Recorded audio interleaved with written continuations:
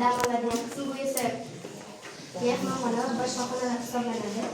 Bunda ko'chalarda o'sha daraxtlar, keyin esa o'sha daraxtlarning tagida esa skameykalar bo'ldi. Bu yerda esa hovuz joylashgan bo'lib, bu hovuz keyin esa bu o'sha bema'ni atrof panjara bilan o'ralgan. Bu yerda quyosh shamol parraga o'rnatilgan. Bu aylanadi. Keyin esa uyimizni tomoni ochiladi. Bunda uyimiz ichki qismida hamma jihozlar mavjud. Bu uyimiz ichiga esa o'rnatganmiz.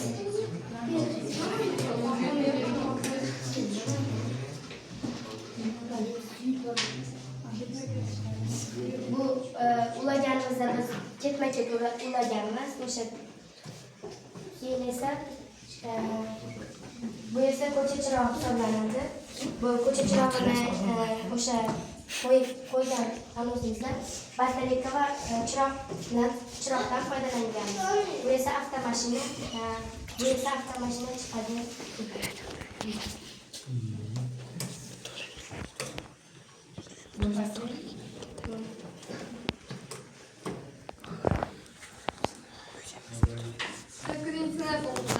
Barchasiga rahmat aytamiz. Umid qilamizki